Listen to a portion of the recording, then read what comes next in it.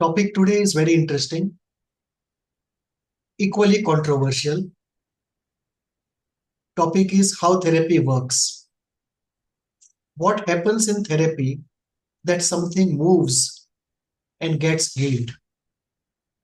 And this will encompass the whole canvas of all the interventions we can do, either by speaking something or in silence.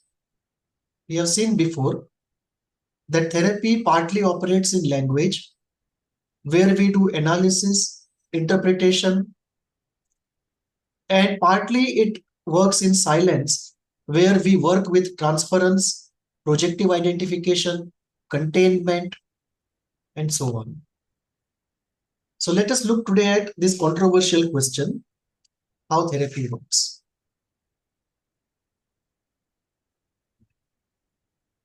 So let us divide this into two parts, three parts actually. How healing happens in a generic sense when a patient goes to therapy, regardless of the school to which he goes. So let us look at school agnostic, generic ways in which healing happens the moment a person goes to a therapist. And then we'll come to what is the special part or a deeper part or a specific part that the school has to offer. And then last part will be how psychoanalysis operates in this particular area, how healing happens in psychoanalysis.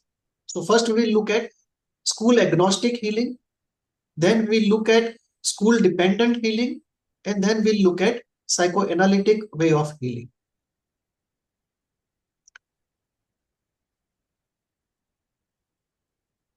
The most primary way in which healing happens in any form of therapy is by the sheer fact of the focus. That the moment you focus your mind on anything, in 3 months' time, you will be far better in that area than you were before, or compared to somebody who has not focused like you. If I ask you, 1 month, just focus on making potato vegetables, at the end of 1 month, you will come with 10 different recipes. You will automatically become some sort of an expert, maybe a quarter expert, a semi-expert, but some form of it. Same thing happens here also. It's very difficult for somebody to be disciplined and focus on one's mind for healing all alone. So the first thing that therapy brings is discipline and focus. That you go to the same place, same time, once a week, twice a week, or thrice a week, and focus for 1 hour or 2 hours, whatever be the length of the session, only on the problem at hand. And generically, anything you focus on, you slowly start developing knowledge about it and you are able to manage it better. The same is true for pathology also. When you focus 1 hour twice a week on your pathology, on your problems, you become more knowledgeable, you become more aware, and therefore you manage better. It's a generic gain of therapy, regardless of what school the therapist is trained into. Second, speaking out. When you speak out about yourself,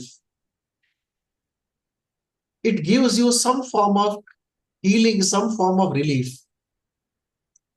And obviously, speaking out in therapy is very different from speaking out to friends or relatives or parents. And we have seen how therapy talk is different from regular talk. And that is why, while the regular talk may not heal, the therapy talk heals because it's informed by a body of knowledge. It's informed by a body of technique. Speaking out helps. Often in speaking out, some insights get spontaneously generated, which you are not aware about, but the insights just happen as you keep speaking out and you say, I never thought it this way, but now it's occurring to me. Third, you get someone to hear. And in pathology, in the initial part of it, everyone wants to hear you and advise you. When their advices don't work, everyone is fed up of you and nobody wants to hear you. So usually, when the person comes to us, and in India, you don't get mild clients, you get moderate and severe. Because when the client is mild, he is going to the astrologer, he is going to the temple, he is going to all sorts of things. He comes to us only after the Chardham Yatra is over. So when he gets someone to hear and he speaks out and he sees there is somebody to understand, it makes a difference to him. So this also is partly healing. That human beings have a contradictory thing in them. There is a terrible need to be understood and there is a terror of being known. It's a paradox that we all feel, that there is a terrible need to be understood and there is a terror of being known. On one hand, we want to be understood. On the other hand, we want to hold back our secrets and there is a terror of knowing oneself. Carl Jung used to say something very interesting. He used to say, the most terrifying thing in the world is to know oneself completely. When we get somebody who is there to understand us and someone who is not critical, it's a very specific kind of hearing and understanding. The therapy hearing and understanding is very different from a regular discourse in everyday life. And the first requirement of that is the person should not be critical. And when the person is not critical, it's a very different kind of conversation which goes on. That non-critical, amoral, non-advising, non-prescriptive hearing is what provides some sort of healing. The feeling that there is someone to help and I have not been abandoned alone by everyone, that also helps.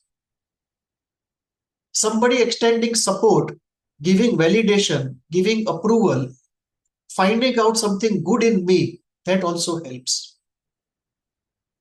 Speaking it out in this kind of a therapy setting lightens the person. He goes back far lighter than he came in and he feels good about it.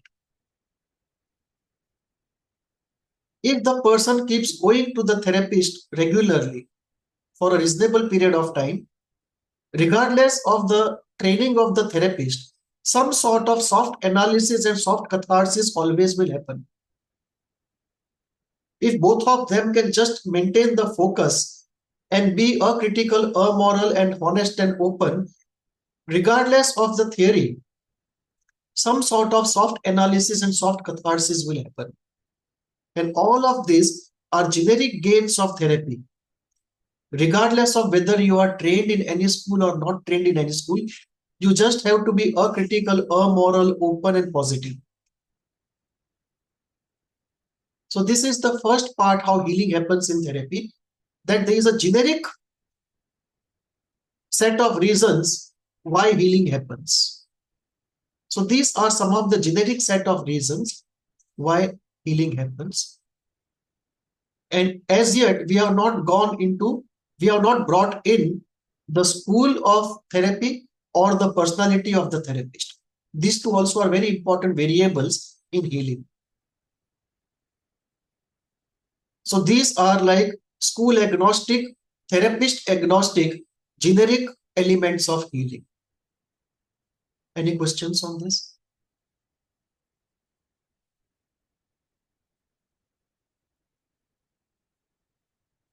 Yes, please. Yeah, in the recent advances in psychiatry, fourth volume, they compared this whether behavior therapy works better or analytic therapy works better, and what are the specific factors and non-specific factors in recovery. And this is beyond non-specific, I suppose. It is beyond like a listening friend, but less than a psychoanalytic therapist. This is what I perceive. Correct. So what we see here is there is some sort of therapy frame. The frame may not be very tight. The frame may not have been completely thought out, but there is a minimum frame, that there is a confidential space where the patient comes, and there is somebody sitting on the other side having fixed time locations, fixed days, and he is amoral, acritical, non-prescriptive. This minimum, if one can generate in terms of a frame and setup, the healing starts. And we are not looking here in very esoteric kind of healing. For example, if you look at shamanic healing, or healing which takes place when godmen do healing. Sudhir Kakkar has written a very good book, Mystics, Shamans and Doctors, where he undertook a tour of all those places in India where so-called non-rational healing happens. So in that setup, what happens is a whole paraphernalia is created and a group suggestion is evoked. And because of our tendency to belong to the herd, the group settings makes a lot of difference to us. And some people in that paraphernalia are able to get into such states of mind that they are able to heal certain things. So we are not going into those kind of esoteric forms of healing, but we are looking at regular healing. So this is in generic way how healing happens. And this overall will contribute not more than 15%. But definitely will contribute 15 to 20% of healing. And therefore, people say when you go to a counselor, generally you feel better. Now let us bring in the school and look at how different schools attempt healing in different ways. And if we put all the techniques and tools, not tools, but all the techniques or approaches that different schools use, we get this list. That you will have one set of schools which will focus on using cognitive analysis for healing.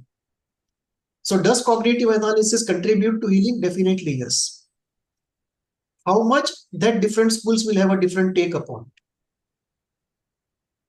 But if you look at cognitive therapy, if you look at rational emotive therapy, these are all very cognitively driven schools. And they will primarily use cognitive analysis for healing. So does it heal? Yes, it heals. Now, does it heal every form of pathology, every intensity of pathology, every personality? No. There are ifs and buts. So everything works in a context, and we are back to the basic maxim that everything works on someone and nothing works on everyone. So the contextualization always remains relevant. So first, cognitive analysis heals. Behavioral participation heals. Now, behavioral participation is used by behavioral therapists and some CBT therapists. Most CBT therapists, they call themselves CBT, but actually they are CT. They really don't leverage the B part, which actually calls for setting up experiments or going with the patient to the site. Most of them will just give it in homework. So CBT actually is more of CT and less of BT. But let us say somebody actually does CBT and the C and the B both are equally important. Then he will also go with the patient in behavioral situations. He will also create experimental setups. So does that heal? Yes, it heals. So let us look at the first one, cognitive analysis. What kind of personalities and issues is it more relevant? If you are dealing with something mild or something mild to moderate, it's a very good way to start off. If you are dealing with somebody who cannot think clearly for himself, it's a very good way to approach. If you are looking at somebody who just can't touch his emotions, is terrified of affect, and you are faced with a situation of something better than nothing, this may be something. You want to prepare somebody for a deeper work, and there is too much resistance, you can first go cognitive and then go affective.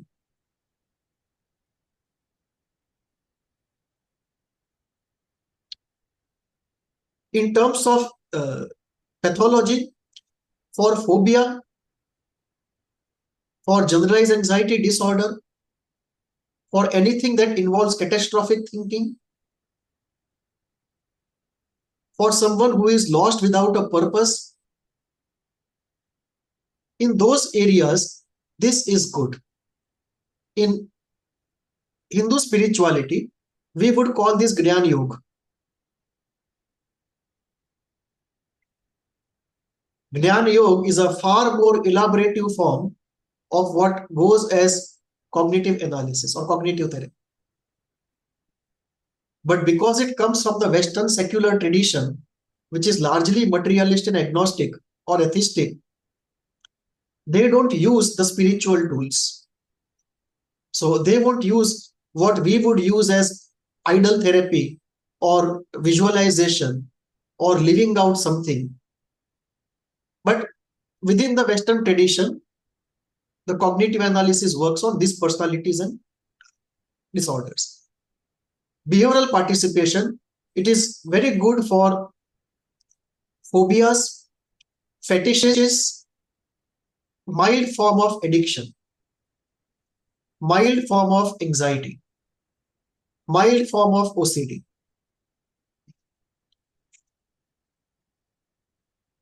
The moment something goes moderate or severe, we get into a situation where the person has all the knowledge in the world but can't implement it.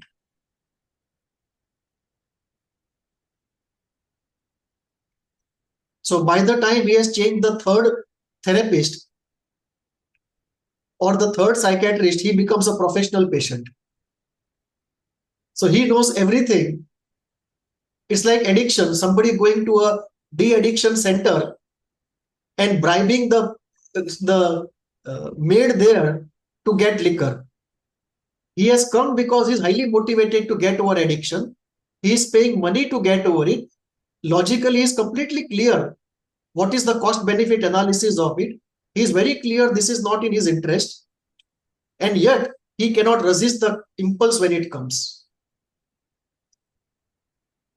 So this is where the limits come of pure cognitive or pure behavioral approach, that when you get into a situation where you know everything but you can't implement it, the mind gets into a situation where the unconscious forces are far stronger than the force of the will.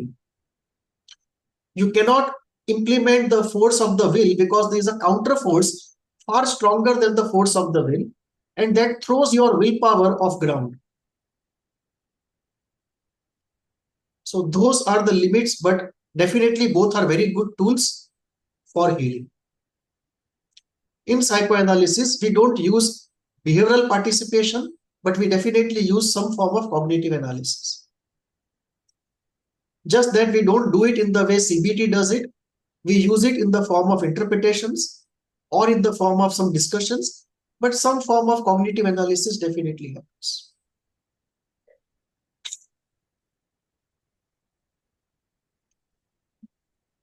Awareness and mindfulness. This again is very good for spiritually oriented group of patients with mild to moderate difficulty and who are largely functional, who can do this kind of things. When somebody is extremely anxious or depressed, there is no way he can do meditation or mindfulness.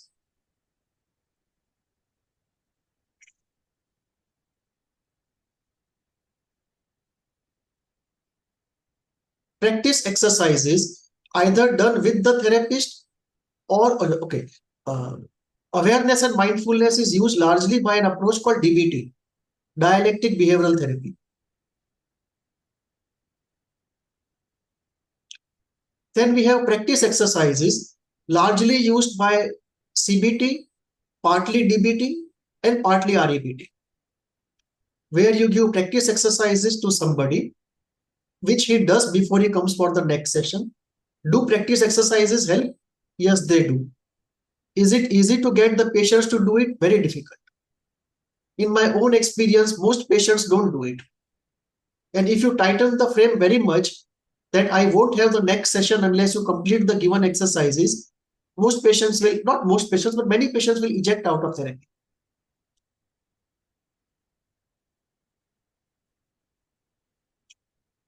Fifth, participation in psychodrama. Psychodrama approach is something where you concretize the whole situation. Right? You create a drama where one man is acting as ego, another man is acting as superego, the third is acting as id, the fourth is acting as the father, the fifth is acting as the mother, and then you ask the person to go inside the drama and play a role which is scripted. And the script is so creative that it focuses on the problem. So those who are not comfortable with abstraction, they see something very concrete outside of them. Like you may not be able to tell somebody that you have this voice of superego which is so harsh inside of you. But you can have a person who is very harsh outside of you, and then you understand, yes, this I understand. That the moral part of me is extremely harsh. So psychodrama approach uses this element. Some forms of meditative healing, they also use this. One of the Osho meditations, AUM, not Osho meditations, but Osho's disciples meditation, AUM, they partly use this thing. So what they do is, they create a group of people, and in pairs, two people face each other. And they think of the other as being the very person they are angry and they hate. Maybe the father, the mother, the ex-husband, or whatever it is. And then the music is played to the high volume, and everyone is asked to scream out and feel their anger in the whole body. And this goes on for 10 minutes. After 10 minutes, the window of anger exploration is closed, and then the window of peace is opened. Then again that is closed, and the window of sadness is opened. So it's 10 minutes exploration of different affects in pairs in a psychodrama kind of situation. It's very interesting. It happens in Bombay. If sometime you can participate, it takes about 3 hours. So you have to be trained from University, Netherlands, to be licensed to do this. And in Bombay, there is a trainer.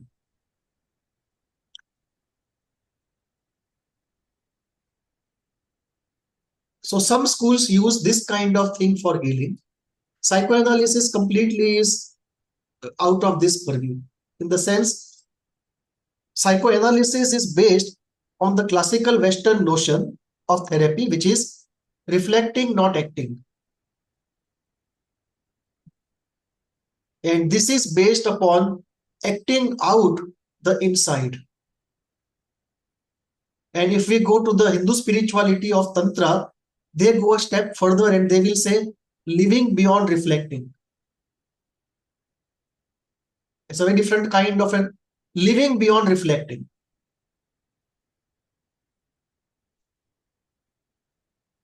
So psychoanalysis does not go into it because the maxim there is reflecting, not acting. And any sort of acting is looked down upon as acting out. It's a very popular phrase in psychoanalysis, acting out. That what you are supposed to engage with, analyze, cathart, and heal in the inner world, instead of considering it in the inner world, you're acting it out, converting it into action. So because it is based upon reflecting, not acting, in psychoanalysis, we don't do this. Relaxation. Some schools, primarily which are based on spiritual basis, they use relaxation as a very generic thing, that regardless of what pathology you have, you always have a need for relaxation. The goal is always relaxation because the mind is perturbed in any kind of pathology. DBT uses it quite some bit. The AUM meditation I had referred to, that also uses it.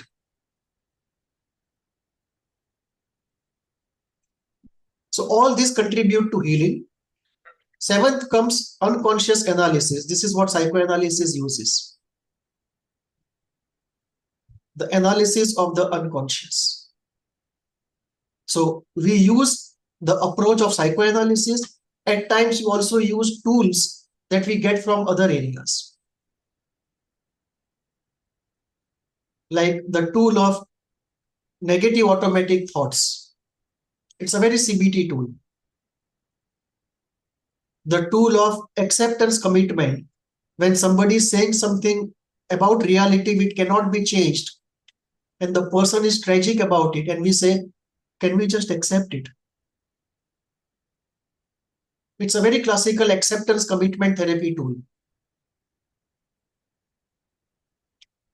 Or somebody says, what should I do? And we say, only you would know. It's a very classical ISTDP tool.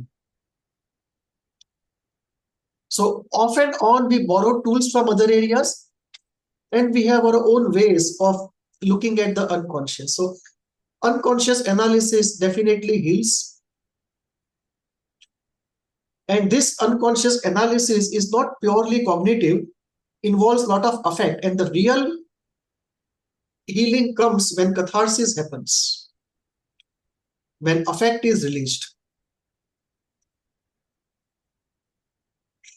So this is classical psychoanalytic approach using unconscious analysis and deep catharsis. In free association also, when you say something without being interrupted, criticized, some sort of a mild form of catharsis always happens. A mild form of safety always comes in. That I spoke something difficult and no critical thing has come back. So some sort of safety definitely is built up. High volume catharsis. This also heals, but it's not easy to do. ISTDP approach uses this high volume catharsis.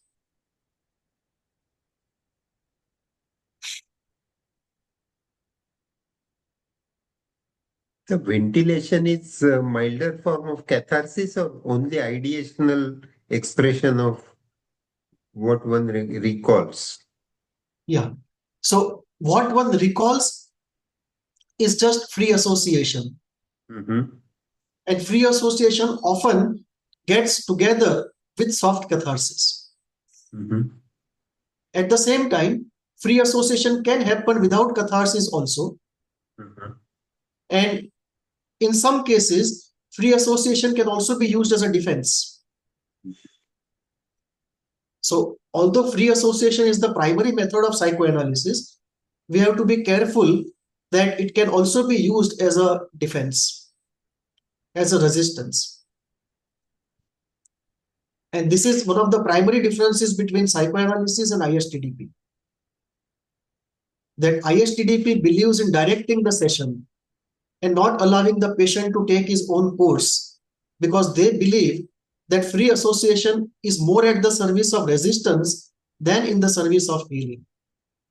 They have a very different idea about free association. But classical psychoanalysis, free association, if it goes on and on, usually it connects with somehow with the trauma, no matter how distant the connection is. And soft catharsis always happens. And that often you see in the bodily movement by a sigh. A person takes a deep breath. And that deep breath tells you that feelings are moving inside.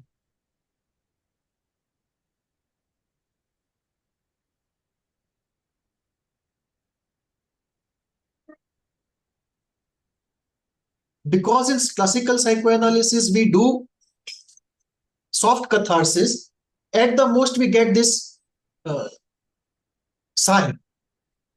We really don't get more difficult forms of unregulated affect mobilization.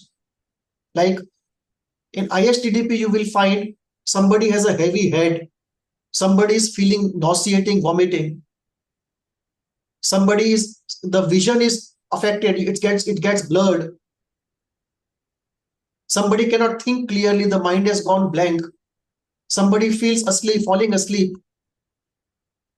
Those kind of very deep seated defenses, they don't come up in psychoanalysis usually, because we are not attempting such a high volume catharsis. In ISTDP, because you are attempting such high volume catharsis and focused very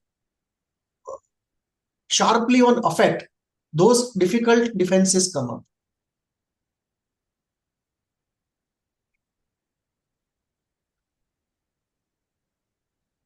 Talking about goal of life also helps in healing.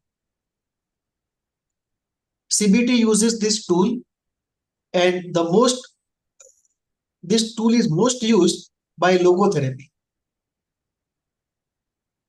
Logotherapy, this tool is primary, that give yourself an elevated goal, and what they are doing here is they are marshalling the strength of the superego.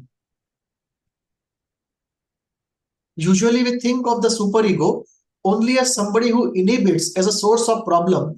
In fact, there is a term which is called superego pathology. Pathology which is because of too weak or too strong a superego. Too weak a superego, you go on the sociopathy, psychopathy side. Too strong a superego, you go on the guilt-related pathology side. So either you go guilt shame side, or you go on the sociopathy, psychopathy side. But one thing that we miss there is that superego also is a source of strength and also a source of happiness. There is also something called superego mania. That it's not a diagnostic term, it's my own invented term, a part of my delirium. But what it means is that when you achieve something that the superego wants, or you do something that in your own way, in your own eyes is revolutionary, something very ideal, you get into a very euphoric state. And therefore, superego is not only a source of happiness, but also a source of strength. And that strength is evoked when you give yourself a good goal, an elevated goal, an ideal goal. Is it opposite to Please. opposite to success depression also? Success depression can happen because of 2-3 reasons. The first reason is, in the unconscious, it is like killing the father. That at last you have got the mother by killing the father. Because the mother was the object of desire, that success, that trophy, that felicitation in front of everyone, that medal, that prize, and you have got that prize, and that is like you have become successful and you have killed your father. Or it may be that the father was unsuccessful and you have surpassed him. I had shared a video, Broken Father, Broken Sons. Nice. So the first reason for the post-success low is this, that there can be an Oedipal dynamic in the unconscious. The second reason is, one remembers all the trials and tribulations one has gone through. Okay, why had life had to be this way? Why did it all have to go this way? And one remembers all the sadness and all the anger that one has gone through the journey. and one has paid a huge price for this. So one remembers the sadness on the way, and one remembers the sadness of the opportunity cost. And this also brings the post-success low. Third reason is the game of omnipotence. That you thought that this goal would bring you ecstasy. You would have everything. For example, let's say your goal is that you want to bring a Mercedes. And after working hard for 10 years, you bring it. There is a huge euphoric pleasure as you bring it. And after some time, the sadness sets in. And the reason is that what you thought omnipotent is not actually omnipotent. Because after a few hours or days, it cannot sustain that euphoric state. And therefore, two things happen. One is a very biological thing, that from the euphoric state, you have to fall into a depressed state. There's nowhere else to go. That the success brought you a euphoric state, and as you come down from the euphoric state, it's very difficult to just park yourself on the baseline. Usually, you will go slightly below. That the manic state usually ends with a crash. It doesn't have a soft landing on normalcy. So that can be one part of it. And the second part of it has to do with the disappointment of omnipotence. That it is not actually omnipotent what you thought to be omnipotent. It has not given you fulfillment as you thought it would. And therefore, there is sadness and disappointment, and partly a slight anger at oneself for thinking so wrongly. So this is that part.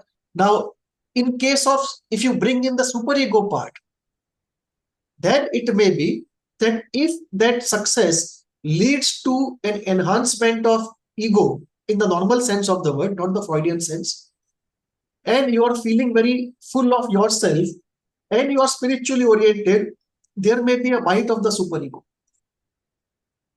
Or you may think that you have gone ahead and everyone has been left behind, and that may create a bite of sadness. So that will come more in dependence of leaving people behind. In narcissistic orientation, it will more be a game of omnipotence that sets in after a few days. And therefore, a new object has to be found to keep oneself going.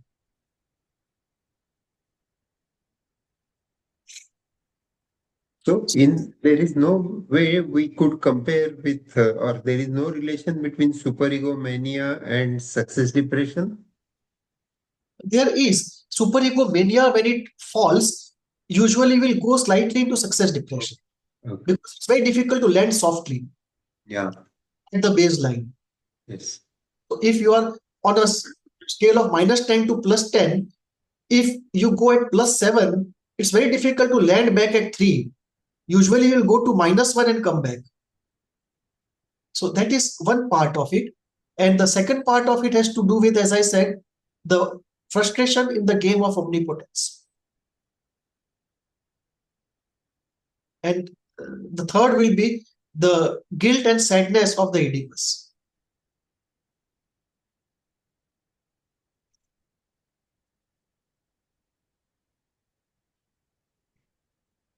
So goal of life, if you bring that in, it's a very good tool for healing.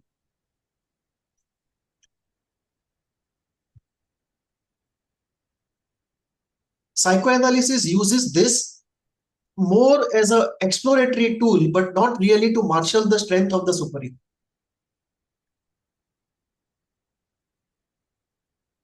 The strength of the superego is really used by logotherapy and partly by the Jungian therapy. And also partly by CBT. CBT also has this idea of a positive goal.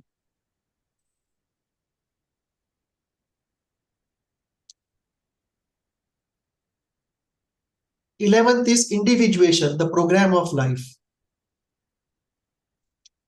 Now, this is used as a healing approach by largely the Jungian school. In an indirect way, by humanistic existential approach. They also use this, but in a very different way.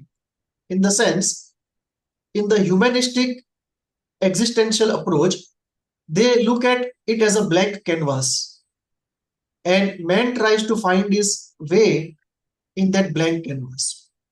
Whereas in the Jungian approach, you see it as a seed and the tree, that the seed already has the blueprint of the tree. And therefore, the idea there is to find your own blueprint of life and become what in potential you are and wish to become. So it's a very structured versus unstructured approach, but both use the program of life as a very good tool to bring about healing. So we can see that we had one set of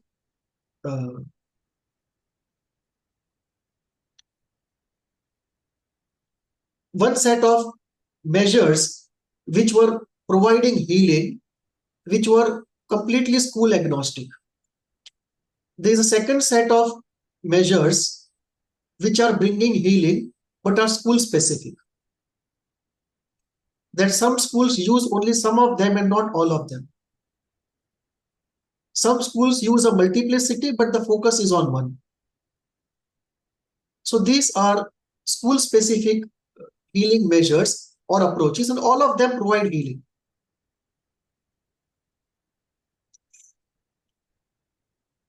Now, what is experience in terms of mild, moderate, and severe pathology? If it is mild, any of this can work.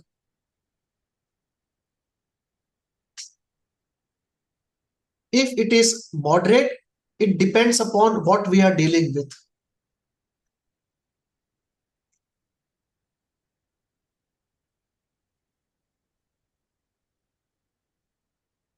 We can see that there is a very clear personality of the person and the school match which is at work. Like somebody who is extremely shy to participate in psychodrama, he is the last person to seek a psychodrama healing approach. Somebody who is not given to analysis is the last person to seek something cognitive or psychoanalytic. For him, the behavioral part is very good. He is a man of action, not the man of the inner world. Somebody who is inspired by the goal of life more than anything else, for him, the logotherapy approach or the Jungian approach is very good. But the moment you look at severe pathology or moderate to severe pathology, then these things are deeply rooted in the unconscious, and the traumatic beginning is usually in very early part of life. In the first 3 years, most likely. And when we are dealing with that kind of pathology, then there is no way out but to get into the unconscious. And there, the cognitive approach, only behavioral approach, awareness, or goal of life, these are inadequate tools.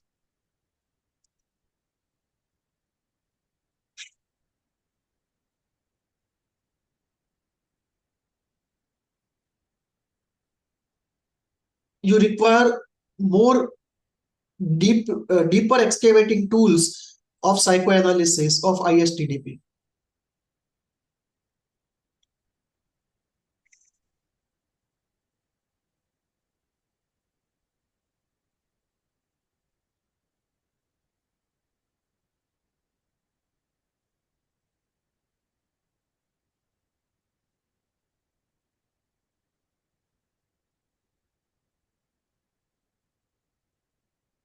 There will be very few therapists who will be using cognitive tools or behavioral tools or CBT tools only and successfully getting very good results in severe cases. There will be very few of them.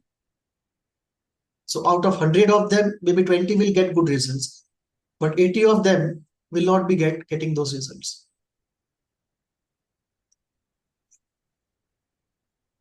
Any questions on this? This is how healing happens in different schools, and you will see that in many cases, although you don't use that particular concept, it is operative unconsciously. That there may be a concept which is strictly psychoanalytical. A CBT person may not even know it, but unknowingly he is using it. And unknowingly the benefits are also coming. And similarly, the other part of it is also true. That what you don't know, you can't see and you can't manage. So if you are doing CBT and continuously edible transferences are happening, then it's very difficult to deal with it. In all probability, it will not be dealt with, and that will lead to trouble. For example, So, yeah, so please go on. what I remembered was even CBT requires motivation, and even psychoanalysis requires working through after an interpretation is taken and the insight is formed. So actually, you need both analytic and behavioral approaches. It is which you give credence and priority to, and which the patient perceives and needs. Correct. That's what will. So in the long run, ultimately we'll end up with a grid Yeah. that if your pathology A and personality B and intensity C, this is the therapy. That grid as yet we don't have. Yeah. So that is like the subject for next 25 years of research. Even in psychopharmac, it is not there, sir. Acha, You give serotonergics, and you find that after some months, when the patient is recovered, his serotonin as well as dopamine levels are increased. Or when you give dopaminergic or noradrenergic drugs, his serotonin levels also increase after some time. We may, that is what I remember. My knowledge might have been about 5, 10 years old, but that is what happens inside also. That we don't know how body brings it about. You correct one neurotransmitter and others also are corrected. correct. So at the root is the question of questions. What is pathology and what is healing? Uh, Nobody knows exactly how to answer. So we don't know the exact answer, but we know something about it. And something near about it is what we can discuss. And that is also a question in homeopathy, okay, how the homeopathic medicine works. Because the day we understand it, it will completely revolutionize our knowledge of physiology. Any questions on this?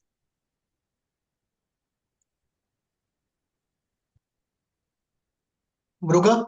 Her name is Bruga, right? Rugakshi, no, I don't have any questions. Thank you so much. Now let us come to how healing happens in psychoanalysis.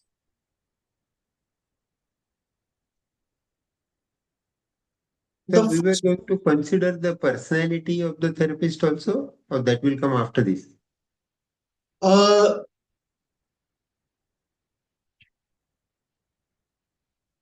yeah, No, I'm sorry, I don't intend to disrupt your it is flow. there. In 8, 10, and Yeah. 12, it will come. Okay, sir. 8, 10, and 12, it will come. Sorry to disturb you. Perfectly okay. The first healing approach we use and which works also is revisit. Revisit to the past. The idea is that symptoms have arisen in the context of a story of the life. And therefore, we have to go back to the story to find in which events the symptoms have been grounded. So revisit is very important. Now what happens? In high resistance patients, Revisit itself is difficult.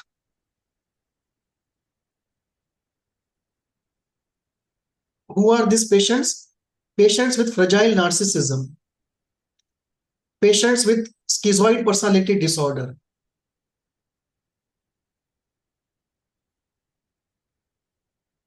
patients who are not just used to this kind of thinking and reflecting. So the revisit itself becomes difficult, and therefore the healing becomes difficult. But revisit is a very important aspect of healing. Revisit in therapy, and after midlife, after 42 years of age, revisit even physically. There is a discussion on my YouTube channel, Man Has to Go Back. There I talk about how if we go back to those places of childhood where we were in school or we were in college and just spend some time there, it's very healing and gives us a lot of closure. And after midlife, this closure is very important.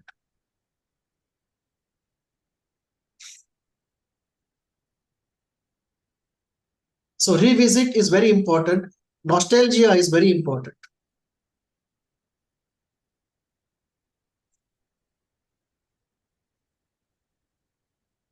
Because after a particular age, there isn't much excitement about the present or future. And therefore, one finds happiness in the past.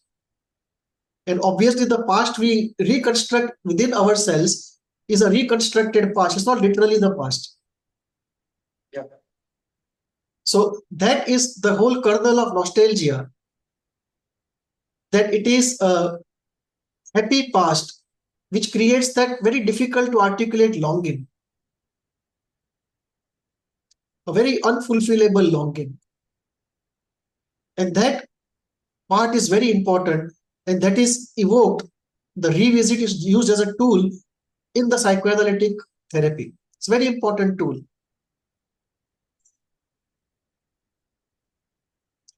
Revisit to the past, revisit to the development of the symptoms, and revisit to the dreams you remember.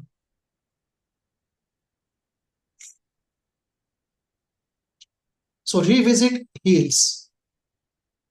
What else heals in psychoanalysis? Interpretation and intuition. Intuition is very, very important. People underplay this. Because many times intuition is just projective identification understood. And many times it's actually real pure intuition. Interpretation, of course, is the main tool. Like somebody has a split open regarding somebody else. So on session on Monday, he says that person X, he is really a very bad person. God save everyone from him. And after 2 days on Wednesday session, he says, he's really a good person. I wish I had met him before. And now we say, the other day you said he was very bad, today you see he's very good. How do you put the two together?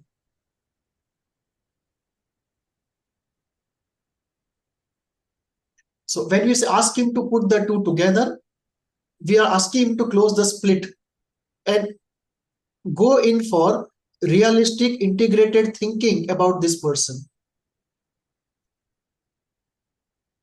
Move away from extreme thinking into integrated, realistic thinking. So this can be an interpretation.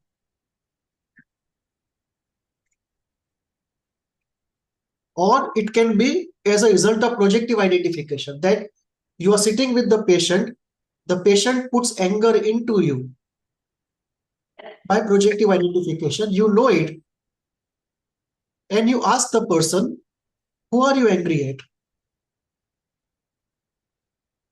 You don't tell him that you know it because you feel it. He says, no, I'm not angry. He said, yes, you look angry at somebody. Who are you angry at? And you will find that he is actually angry at somebody. And the unconscious communication is actually true. So interpretation can be based upon transference or projective identification. It may be based just upon the information somebody is giving. It may be based just on your intuition. Or you may be using tools that you already know.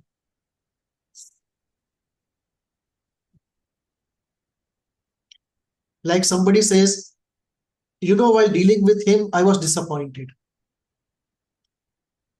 And you say, he disappointed you. How do you feel angry towards him for disappointing you?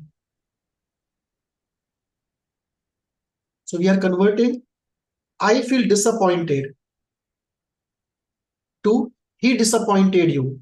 What feelings are coming up towards him for disappointing you? So it's an evocation to affect. That we are not taking the turn of how he disappointed you. We are not going into the content of disappointment. We are going into the effect, the feelings which are residual after that disappointment. So the focus here is catharsis, not analysis. So the interpretation can be geared towards catharsis. Interpretation can be geared towards analysis. Interpretation can be geared just towards self-discovery.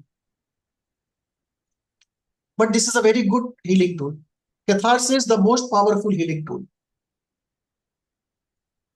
Unconscious exploration, of course, is the kernel of the whole enterprise.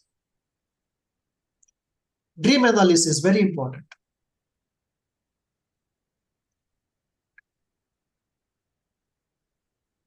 It is like a secret social, it's like a secret army document revealed to you. What the whole system is trying to put as confidential, dream opens up to you. The body can't lie, dream can't lie. Man can lie as much as he wants.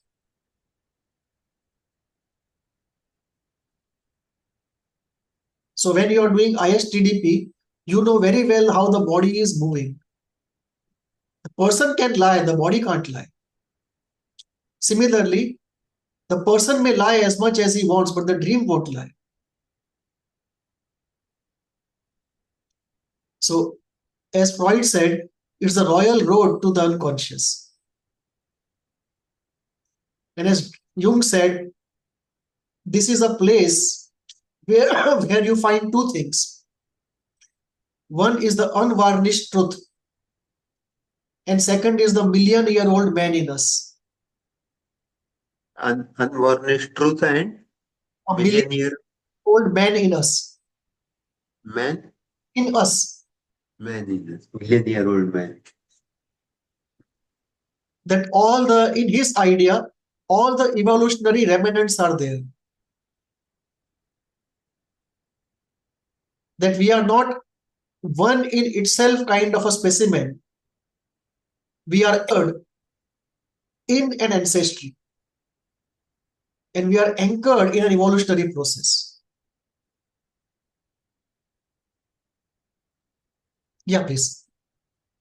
I have two things to say. I don't know if they're lengthy. You please cut me short. One is I had an experience of doing hundreds of thiopentone sessions during my residency and afterward. Pentothal assisted interviews, narcoanalysis and narcosynthesis, and very interesting experiences I have had. That was one. And second was about the dream analysis. I vividly remember only a couple of patients narrating to me that when they were sick, they dreamt of dirty water, floods, or mud and getting stuck. And when they were healing, again asked about the dreams, and they said somebody came and gave me a stick and I came out. And the water is now clear and I am sitting by the water side.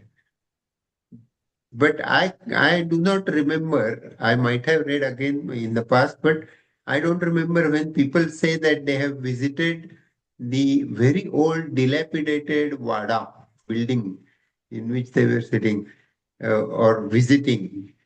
And the feeling was perhaps not particularly positive or negative. At least I don't remember. But I don't remember what this symbolization meant, and Correct. these were the two things that I wanted to share. It's a very important observation. The first is कि using psychedelics or any form of chemical substance Uh-huh. overcome psychological resistance in therapy. Uh, Something that many people are trying. It is not a psychedelic, no, it's a general anesthetic Correct. But in used in general, short in, doses.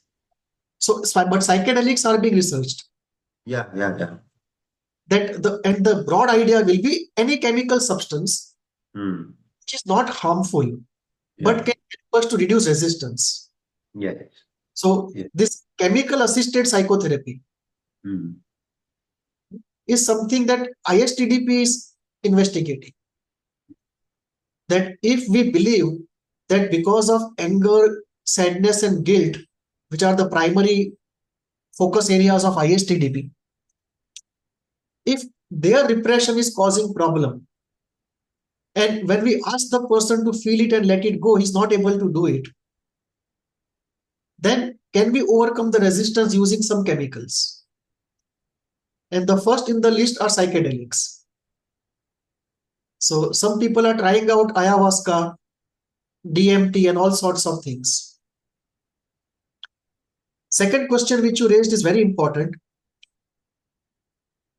How do you make out whether a symbol in the dream is related to a personal experience or imagination of the person, or it is something transpersonal, something which is coming from his collective unconscious, which was Jung's idea. And Jung himself gave two qualifying features of this. Like, when are the ruins in my dream my own ruins? And when do they represent a historical ruin of some other time? Or maybe it symbolizes something which is historical and not really personal. So Jung gives two criteria of such symbols. In Jungian dream analysis, when we encounter such a symbol, the two criteria are the otherness and the luminosity. That when elements in the dream come with luminosity or with the feelings of otherness, it's something strange.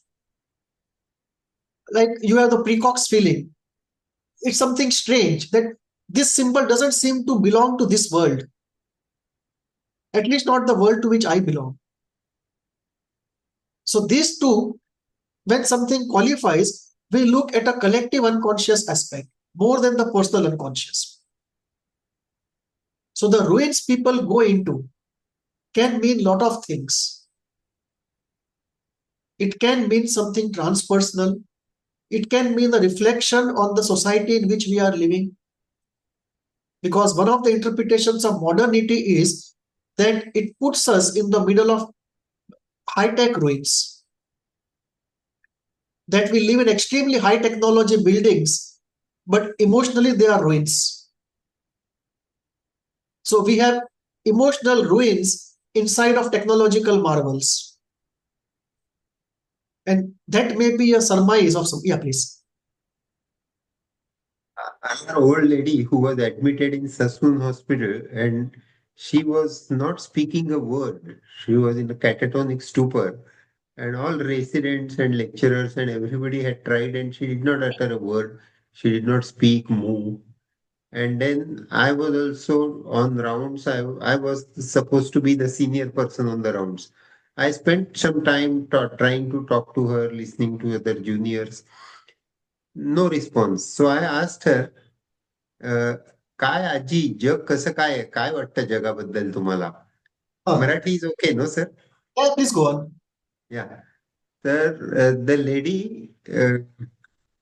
moved her eyes, looked at me, and said, घरात माणूस मेला तर मुर्दा माझघरात ठेवतील आणि लग्नाला ओसरीवर उभे राहतील. And then she again became quiet and mute.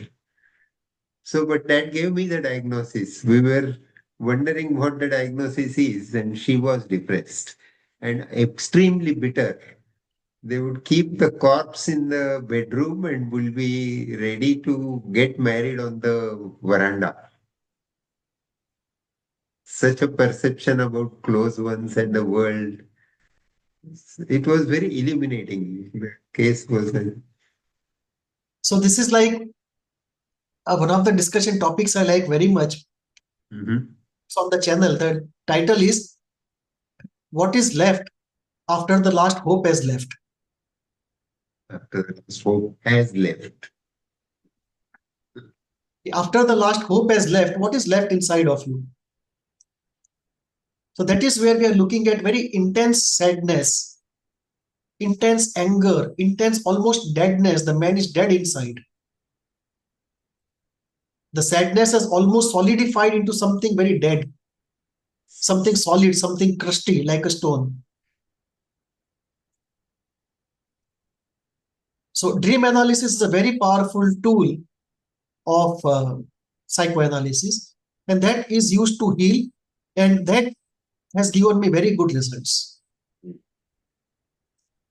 Like in later sessions, we'll be doing dream analysis with multiple schools. We'll take up one dream, and then we'll try to solve it from Freudian method, Jungian method, multiple methods, including the Indian method. Yes. And the Indian spiritual method will be very interesting. Yes.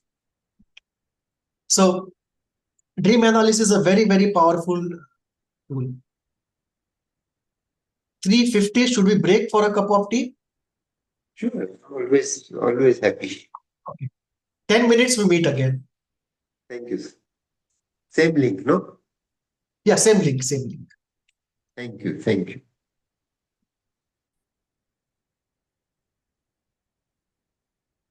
Sixth tool. So when we do dream analysis, when we do interpretation, healing proceeds. Insights generate. Some insights are transformative. Some insights remain at the level of knowledge. Interpretation of slips is very important.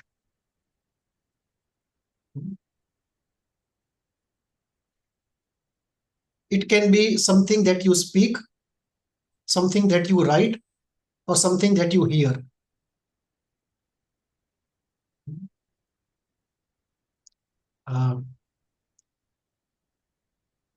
It is like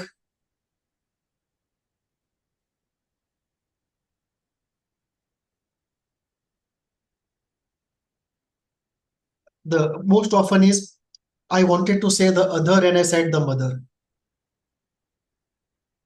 It's a verbal slip. Or a man tells a woman, your hair have gone white, why don't you just dye?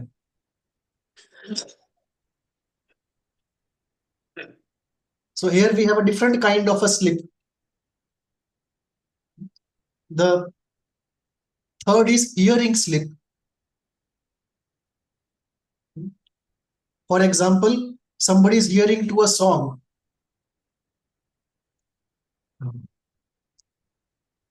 There is a very old song. This actually happened.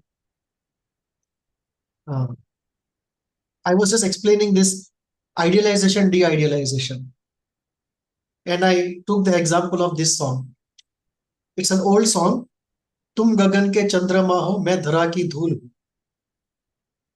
In the second line is तुम प्रणय के देवता हो मैं समर्पित फूल हूं.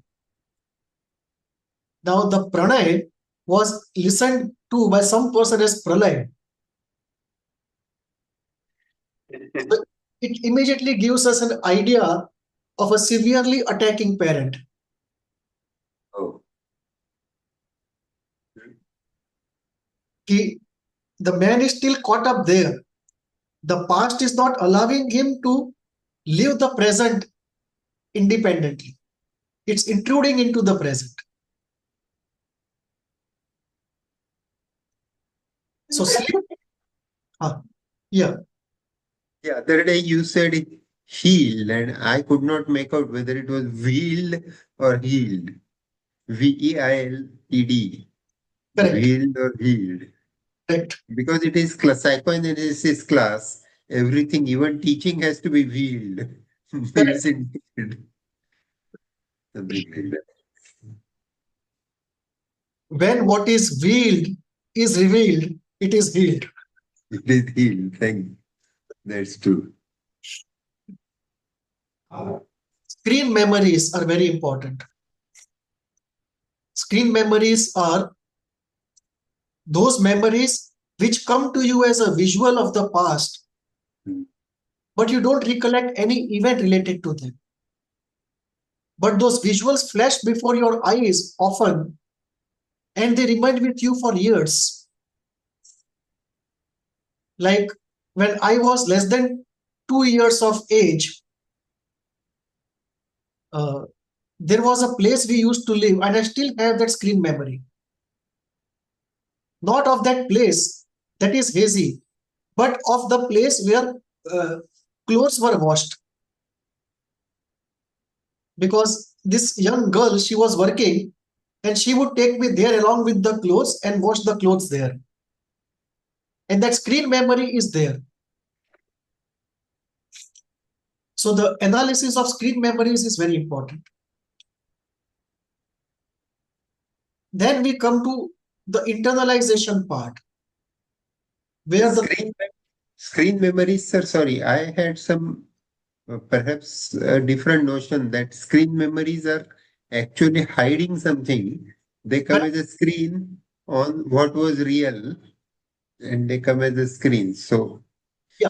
So it is perhaps a concocted memory like confabulation? No. this is not a created memory. It is like you have a 2D picture of a 3D event. Like you only get one slice of it. So that screen memory has a full story behind it which is repressed. But somehow this part has escaped the control of the repressive barrier. And So that is how the infantile sexuality hypothesis fell, no? Because he realized that they were screen memories, not so many people in Vienna are morally bankrupt. correct. Mhm. So screen memory can be uh, usually is a memory of something which is very real Mhm. but is heavily repressed.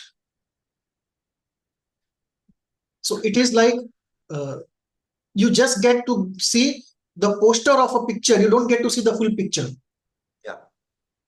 So it's like a poster of a picture and the full picture is behind it. And the more we drill into it, excavate it, explore it, the more the picture reveals itself. And often the screen memory can actually lead us to a kind of a proto-Oedipus. Like Klein and Freud had a major difference between the age of the Oedipus. For Freud, it was 4 to 5. Some later Freudians stretched it to 4 to 7. But Freud, it was 4 to 5. And Klein had preponed it to 2.5. That the Oedipus actually happens at 2.5. And then the Freudians probably tried to find a middle way and said it's probably a proto-Oedipus. Now, many of the screen memories are related to that age. Like in my case, it is most likely proto-Oedipus.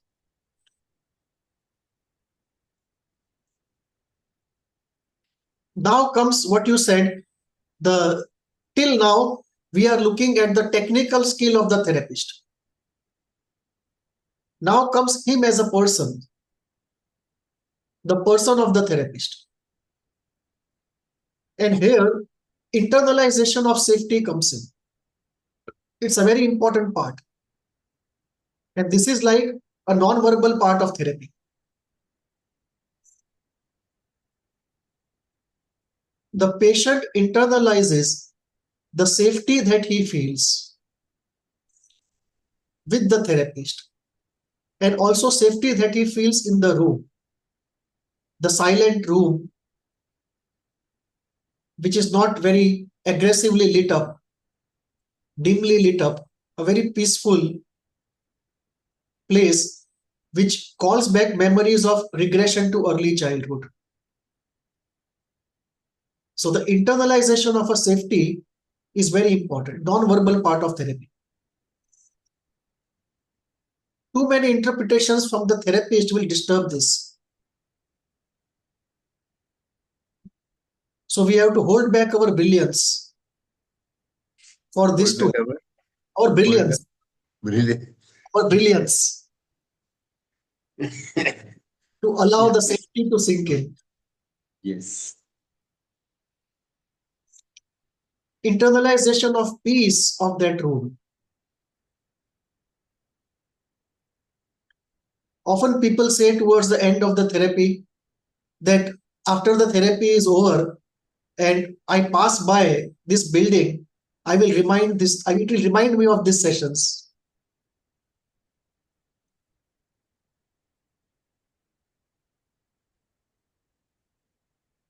Internalization of a good, reliable, stable object. That's at the core of it. And this is a very important psychoanalytic area brought about by Klein, but now accepted probably by everyone.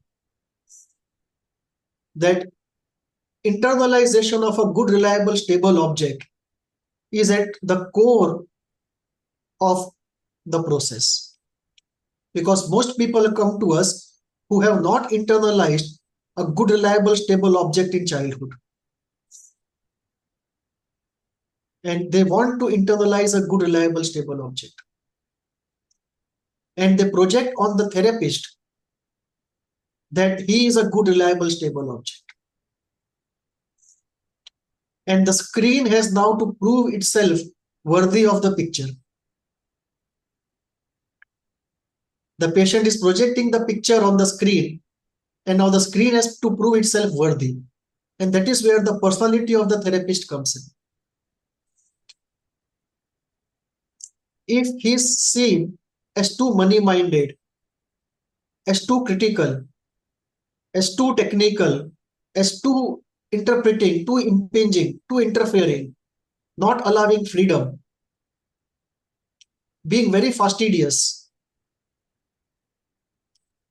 then he is not seen as a good, reliable, stable object completely. And the internalization process deaccelerates. Similarly, the therapist should not contact the person outside of the therapy room. If you start sending SMSs or WhatsApp messages, it can be seen as intrusion.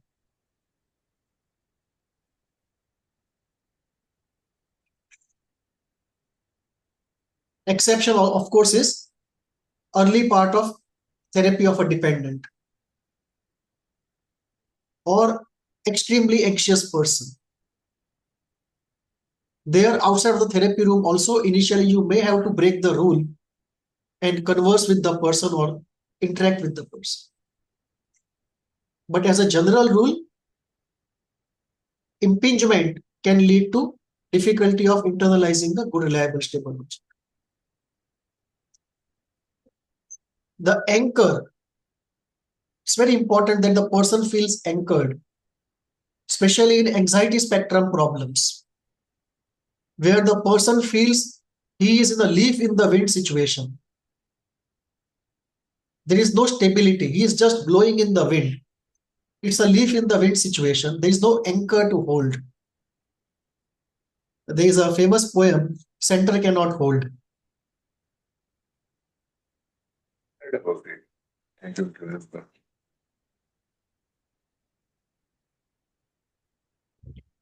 So that center cannot hold is very true when you have what is called disintegration of the self.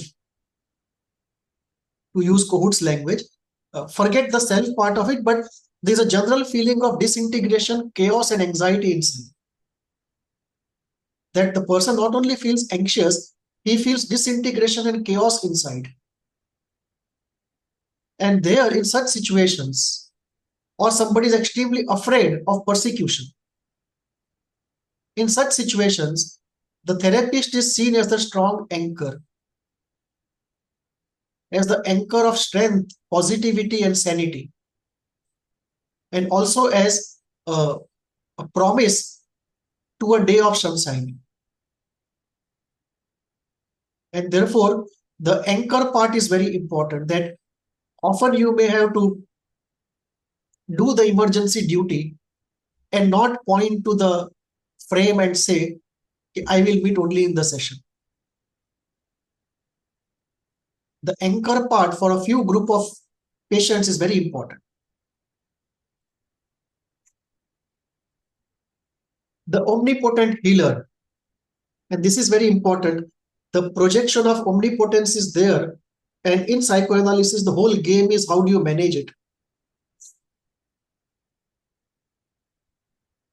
So initially the projection of omnipotence is allowed and the person internalizes an omnipotent good object, and slowly over a period of time the omnipotence is tapered off and realism is brought in.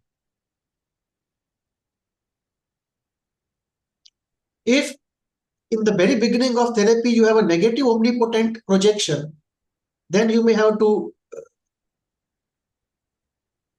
get rid of the projection in the early part itself.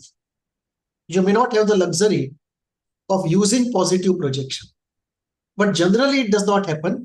People most generally start with a positive projection. I remember having said to my teacher who used to see me kind of therapy, but not formal. And when I started practice also, I remarked to him that I do not allow the luxury of dabbling into pregenital drives, which you do to me. And because he never stopped me from expressing my, say, aggression, bitterness, or negative feelings, like Correct.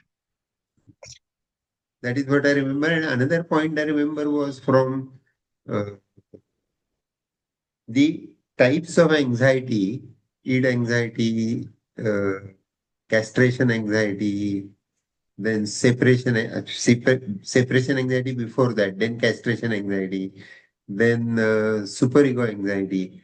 All these, they require different kinds of medicines and molecules, and Acha. they're not. They are better. They better respond to different molecules. For example, fear of annihilation, uh, losing control over oneself, going berserk. They respond better to low dose antipsychotics. Oh, Separation anxiety responds better to imipramine-like molecules, which are uh, mild but conventional tricyclics. Then the castration anxiety kind of things, they respond better to serotonergics. And the oh. superego anxiety responds better to benzodiazepines. So why don't you write this? Sure, sir. If I'll submit it to you, we can write it together. Because the anxiety, the analysis part of it, you will write better. हाँ नहीं, जैसे what I was looking at is कि one of my books is psychoanalysis and DSM-5, Ah, where chapter by chapter I have given the psychoanalytic explanation of each disorder. disorder, yes. You can do the reverse of it. Uh-huh. Okay? If you have separation anxiety, this molecule works better. Yeah. Is the reverse of it. Mhm. It's like psychiatry and psychoanalytic concepts. Mhm. That kind of thing. The reverse of what I did. पण It's very मी भित्रा माणूस आहे आणि आम्ही खूप हिंसक जमात आहोत. त्यामुळे लोक म्हणतील ट्रायल दाखव काय double clinical. Double double blind placebo control trial with large size samples. पण जाऊ दे, तरी लिहूया. रिटायर झाल्यावर कशाला भ्यायचंय? मेलं कोंबडा आगीला भीत नाही. So I will write. Correct. Okay. One good part in the area of psychotherapy is that there are no clinical trials. Yeah. No, but there are trials, no? The trials, but nothing to forbid you. No effect size. You document this type of therapy versus that type of therapy. True, but that is when you submit for evaluation. Okay, okay. When you're Otherwise, yeah. it's a when you're developing something new, unless you want credibility in the empirical circuit, it's a free for all. Yes, It's only when you want credibility and come to the center stage, that then is you. true. I remember the chapter in our book said psychoanalysis chapter is the only chapter that gives uh, this textbook or the branch of psychiatry the status of science. Uh-huh. Because it is the house that Freud built, and each brick is connected with the other with cementing material. Correct. So it is very scientific, actually. The problem now is people really living in one room, they don't talk as good neighbors to people of the next room. Uh, The psychotherapy building has so many schools inside. I understand. I understand. Thank you. So we are not able to heal our own split and management of aggression. Absolutely. That is what I said that what we need most now is psychologists speak good of psychiatrists, speak good of social workers, of occupational therapists, of nurses, and of everyone. It's Correct. very needed actually. We don't see the good points in the other one and just criticize about what the lacunae are. So that is where the game of omnipotence is. Uh-huh. That we all want to become omnipotent Uh-huh. by investing in something omnipotent. And we get identified Mhm. with a school and we invest omnipotence in the school. So So, ethnocentrism rather. yeah. So what happens is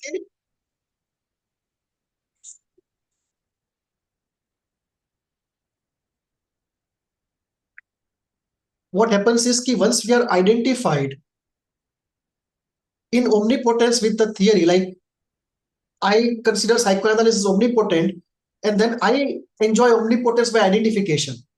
Yes. Attack on psychoanalysis becomes attack on me. Yes. So this is where people are, that the game of omnipotence and the management of aggression and split, we are not able to manage well and we are entangled in that.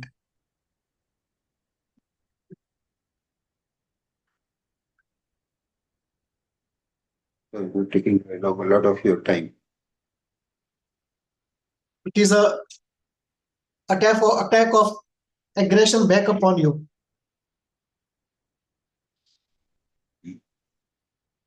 I did not get that.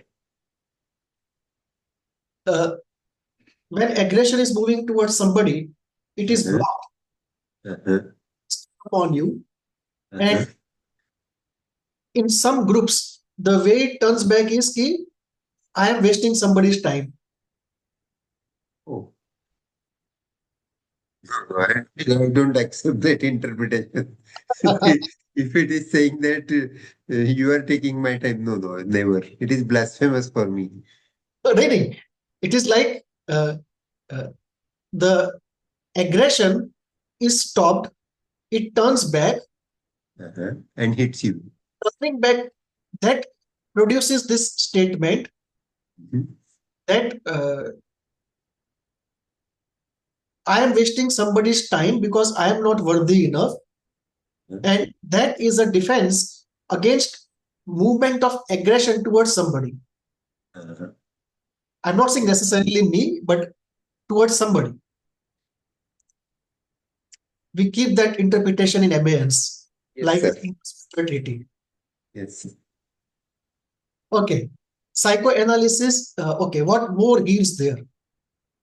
Jokes, Yes. slips Jokes. and jokes, Tips. jokes, Yes.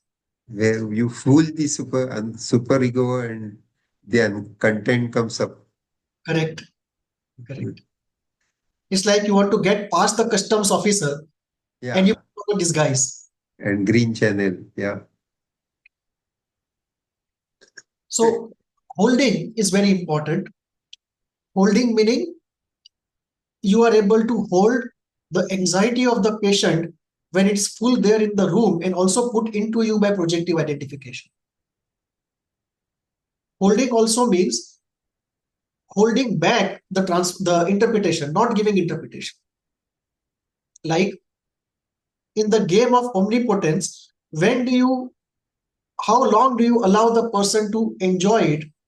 And when do you start becoming agent of reality and bring reality into the room? Now the Freudians and Kleinians will start off very early and the Kohutians will start off very late. What is very late and very early? Uh, Do you count it in terms of sessions, or you count it in terms of the stage at which the conflict is addressed, and uh, whether I know sufficient background of the patient, and then I start gentle confrontation? Correct. So Uh-huh. what we are looking at is ego strength. Uh-huh. That will the interpretation cause a temporary mild disintegration and reintegration at a higher level, or will the disintegration be like a sliding slope? Mhm. So when you give a mild interpretation and you see Yes, that sir. the patient is not able to take it and come out of it very soon, then you deduce ego strength is in problem.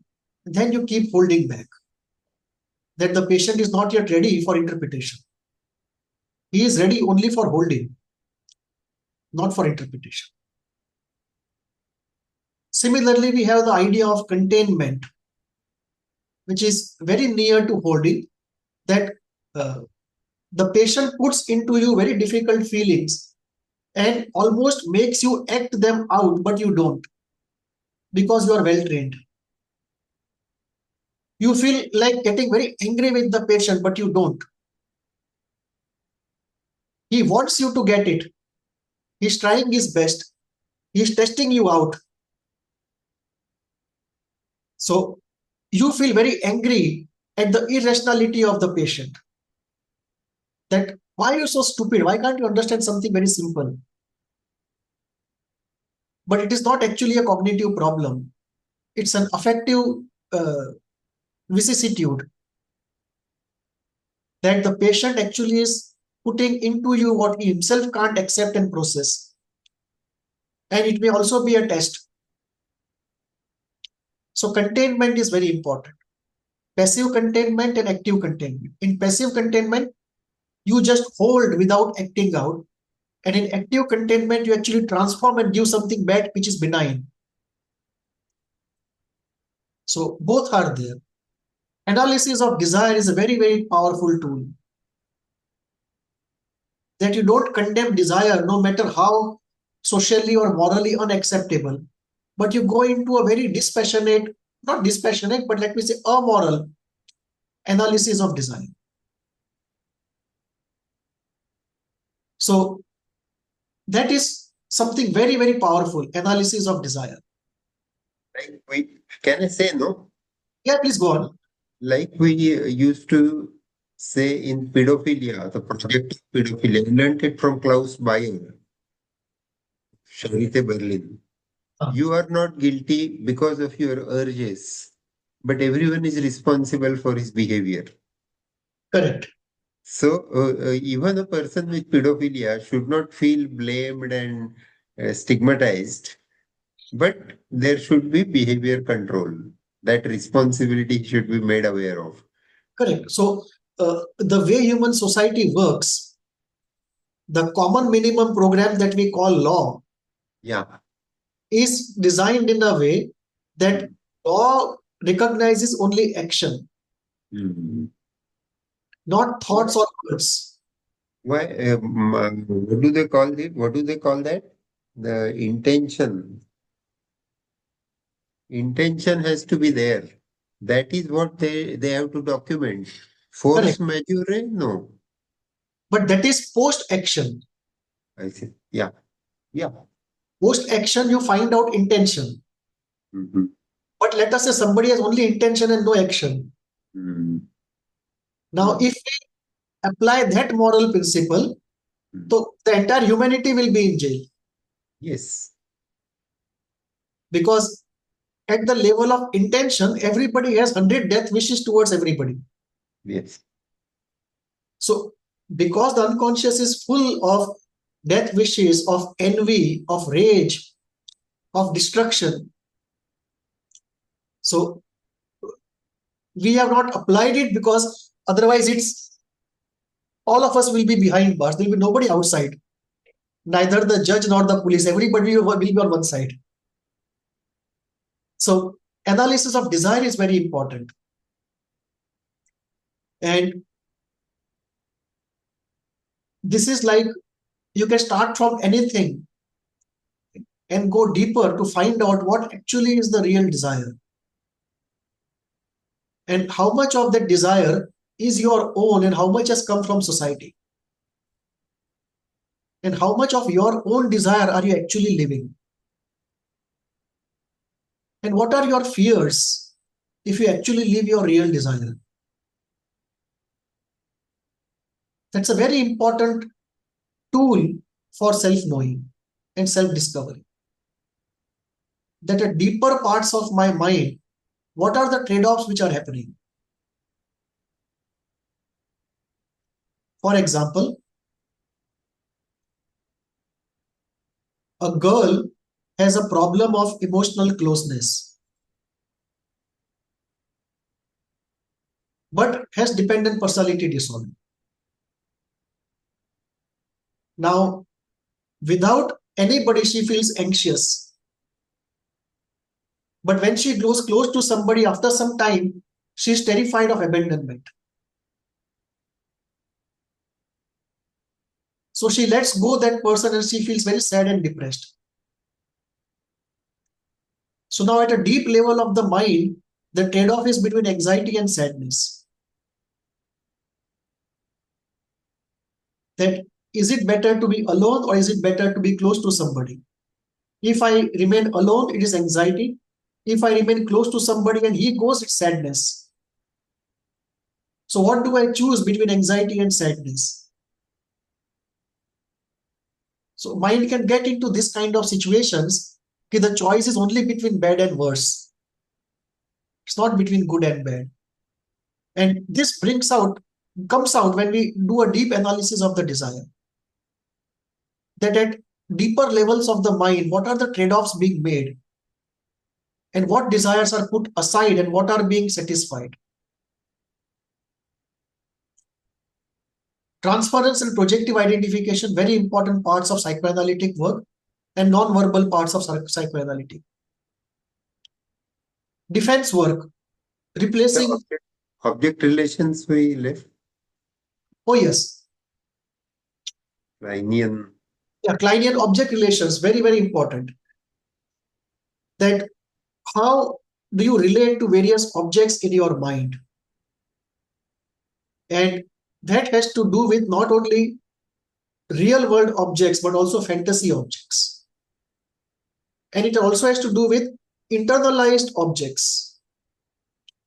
The mother has been attacking the girl for 21 years, and then the girl marries and goes to her in-laws place. But even now, when she does something which the mother would not approve of, she is terrified.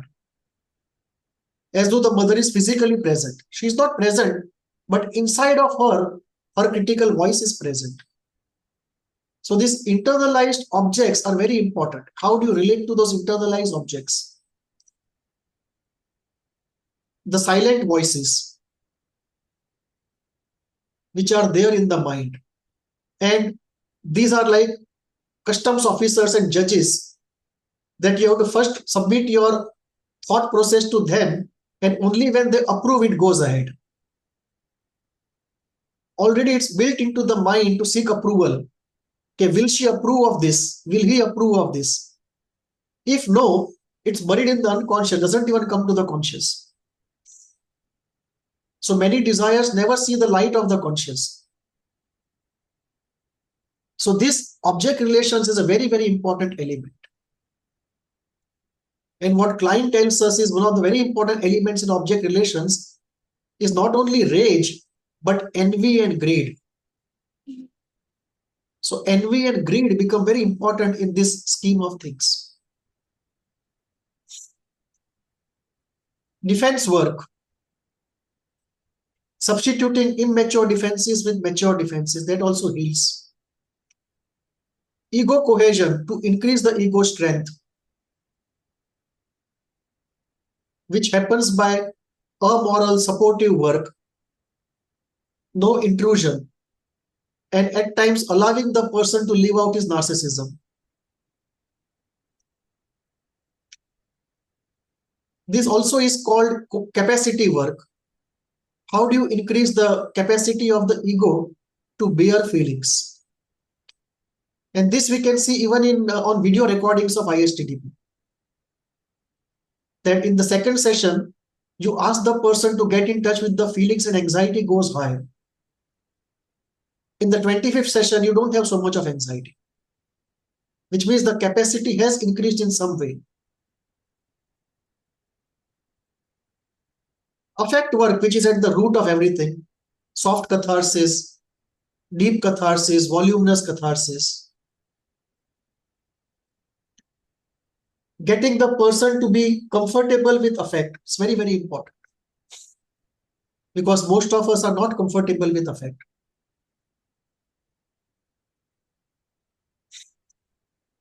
Affect work will also go into three things: the generation of affect, the regulation of affect, and the conversion of affect into symptoms.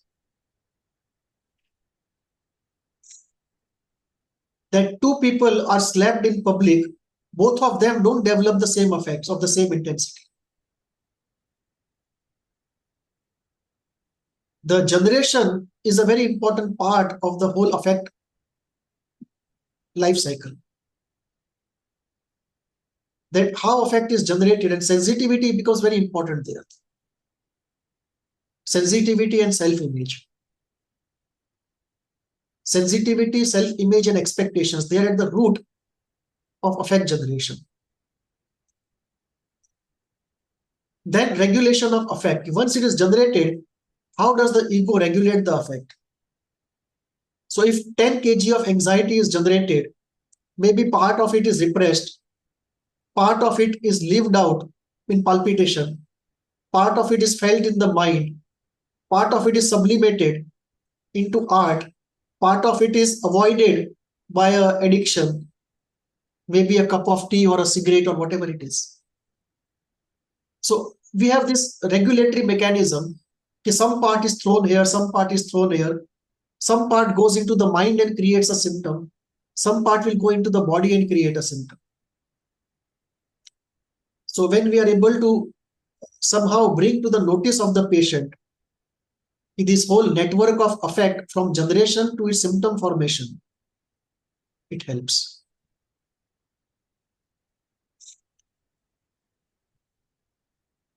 Unconscious causes of pathology. This is something people take time to understand. That there is something called the unconscious, and you can have something coming from there regulating your conscious. And this takes some time, but the unconscious causes of pathology and the entire work we do there is very, very important. Jung says something very important. He says, behind every symptom is a story. As a rule, this story has never been told. The story is the rock against which the man is shattered. Against which the Man is shattered. That behind every symptom is a story. As a rule, the story has never been told. And the story is the rock against which the man is shattered. So the unconscious work is very necessary. Okay, what is the story behind the symptom?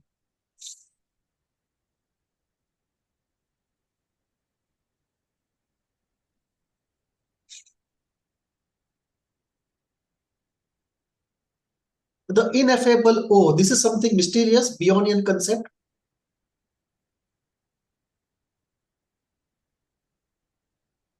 That something happens which is not interpretation, but something happens in silence between the therapist and the patient, that the patient keeps saying what he wants to say. Therapist does not say anything, but either in the session or after the session, the patient is able to give up his irrationality and come to the rational position. It's a silent healing. It's the healing of non-doing. It's the healing of silence. And that event Bion calls it the ineffable O. What is O? He is just putting it as a unsayable, ineffable thing. That signification of that event.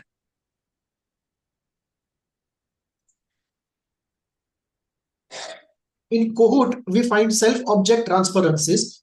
Now, this is something where classical psychoanalysis differs from Kohut. Self-object transferences mean the narcissistic patient wants the therapist to be an extension of himself. And he relates to the therapist as though he is a part of it. So you see here, self and the object are connected by a hyphen. The object is not independent of the self. The patient's self treats the object therapist as an extension of him. And he wants the therapist to behave like that.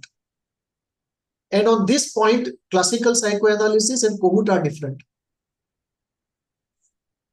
In classical psychoanalysis, we will say, we have to use interpretation to bring reality to the mind of the patient. That the world cannot be an extension of him.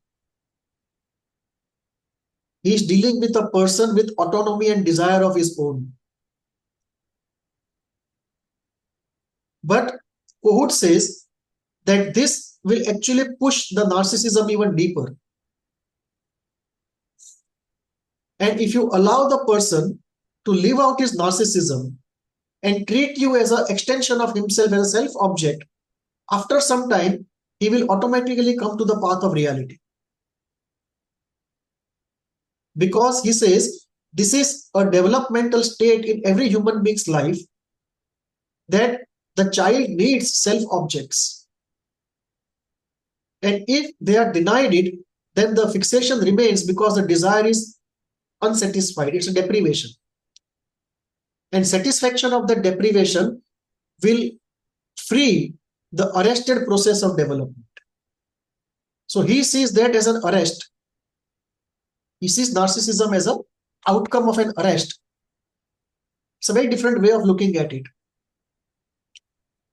So this is also one of the tools that many people use, mostly Kohutians use, and some people who know Kohut, they also use it, like I use it, although I'm not a strict Kohutian, but I know the concept and I use it. The second Kohutian concept is mirroring and idealization. That the mirroring failure of early life, which is the 5A failure, acknowledgement, attention, acceptance, affection, admiration, the 5 A's. That when there is a deprivation of these 5 A's in early life, people look at therapy or life to fulfill these deprivations. And they are also looking at some ideal person to internalize.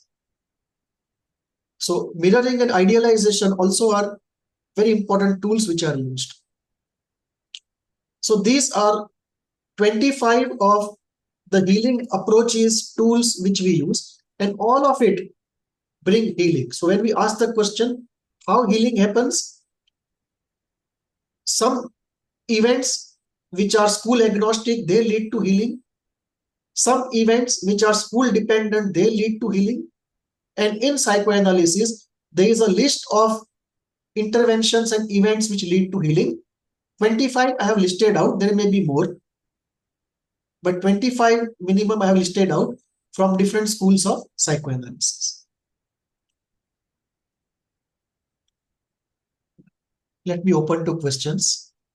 Sir, the positions described by Melanie Klein, I don't think I completely understood them. Paranoid position, depressive position, which comes first, which comes later, and how one evolves out of it. Okay. Do we have time? 10 minutes? Sure. I have no issues. I'm Uh, Melanie Klein was different from Freud in many ways. Like Freud's idea of an infant was that of a micro man, that everything in man was there in small proportions. It's like a big elephant and a small elephant. But Melanie Klein had a very different idea. And one of the reasons was Freud learned about children mostly from regressed adults, whereas Klein learned about children by direct observation. So if you do a Kleinian psychoanalytic course, which is done in Bombay, Bombay is the Kleinian center, the first year of that course is only on infant observation. That you have to find out a couple who can allow you to be with the child 3 days a week to observe the child for at least a year. And her theory is based upon that period. She talks about two positions. The paranoid schizoid position, which is called PS, and the depressive position called D. Her theory is this. She says, when the child is at the breast, the child feels omnipotent because the breast is giving the milk, it is giving love, security, comfort, belonging, anchoring, everything. So child feels all the good things of the world are in the breast. And the child projects omnipotent feelings on the good breast. So the child is ecstatic when he is at the omnipotent good breast. When the mother is not available and the child is hungry, the child starts initially fantasizing the breast. And you can see children making the movements of the mouth as though they are sucking on nipple, but they actually don't have anything. So they are fantasizing. But this fantasy cannot fulfill hunger. So then the child starts feeling distress of hunger and starts getting angry. And in his anger, the child attacks in fantasy the breast. And the attacks are as violent and brutal as constitutionally the child has aggression and sadism. Now, what happens is, still the mother does not come. So now the child feels powerless, that he has used all the aggression and sadism on the breast, but the breast has not appeared. But the child does not know the concept of absence. He can't understand absence and presence.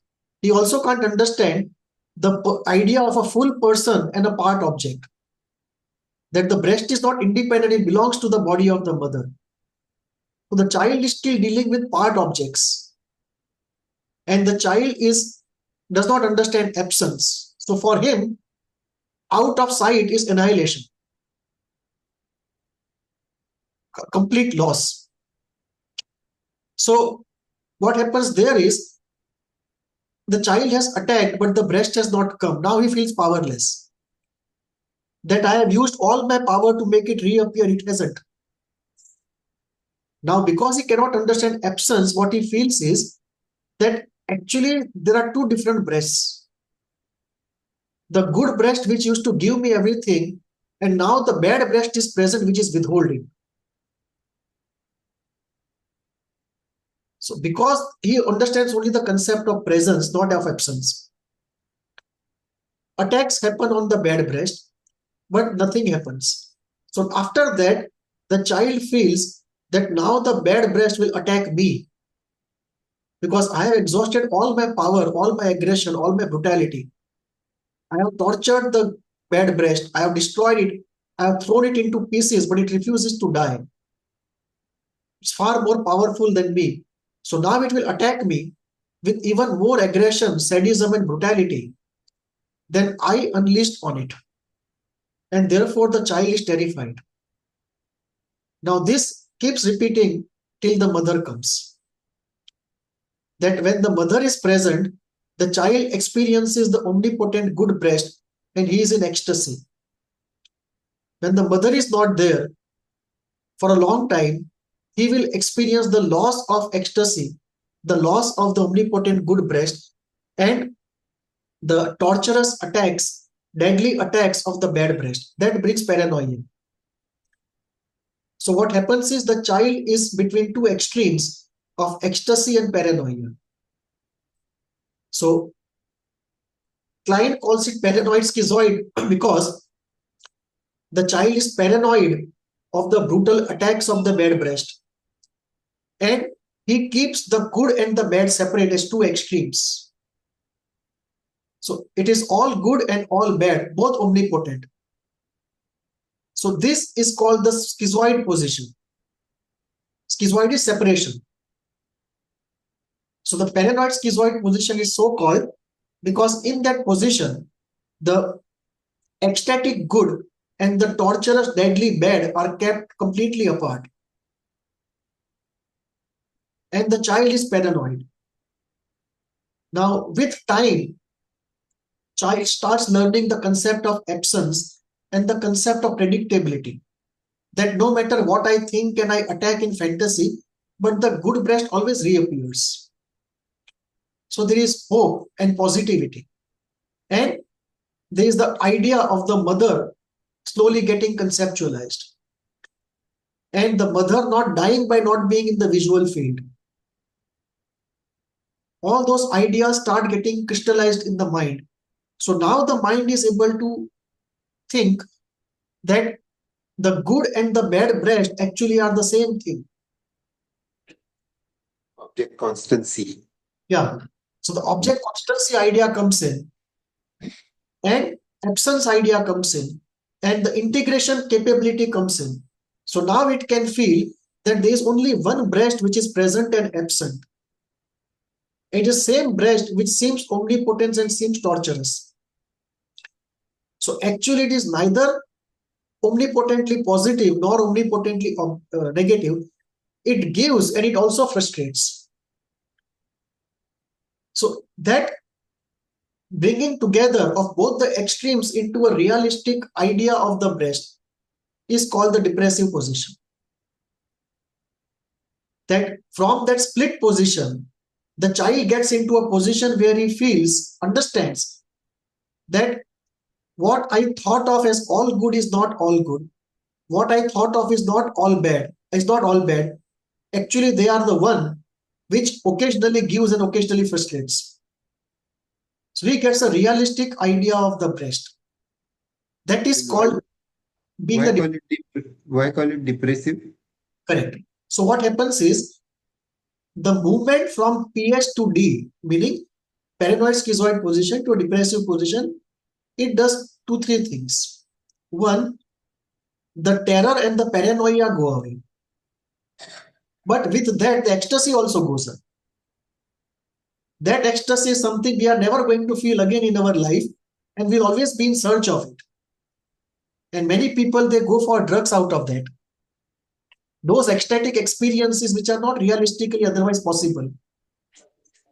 So the ecstasy and the paranoia both go away, and you come to a more realistic position.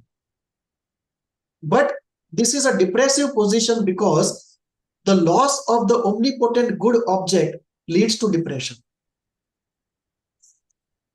So the depressive position actually you can call as a realistic integrated position. But one of the things of that position when it first happens is it's also accompanied by depression. And this is Klein's explanation for bipolar. That the gain of an omnipotent good object is mania and the loss is the lower cycle of depression. That object gain and object loss, they create these cycles. And her explanation of delusion of persecution will be that the bad breast which was attacked and thrown into fragments, those fragments are now coming back to take revenge. And that is what is thought of by the man as delusion of persecution, that I am being attacked. So this is the PS and D of Klein. And one last minute question that came to me, but in that delusions of persecution, it has gone away. I was wondering. Ah. No, I have a senior moment. Please take your time. I will. Not schizophrenic, depressive, and realistic, integrative. Position. One important point about Klein is that Freud, Klein does not talk of this as a stage. She says it is a state. Anytime in stress, one can go back from depressive to PS position. Meaning, today if we talk about our Pakistani people, and we might come to conclude that like any country, there will be good, bad and ugly. But let us say the war with Pakistan starts. And then we will move from depressive position to a paranoid schizoid position. And we'll think in extremes, everyone on our side is good and everyone on their side is evil. So in any group conflict, you will be back to the PS. And so she says it's a state, not a stage. You can get into that state anytime in your life. And the last thing that came to my mind was Virakti is different from depression. Virakti in Hindu philosophy, that is different from depression. It is maturing out of the instinctual desires and renunciation. So that has connotation of disinterest and transcendence. So the disinterest. Now the disinterest can be of two types. One is the spiritual disinterest, and second, which is born out of disappointment. Yeah.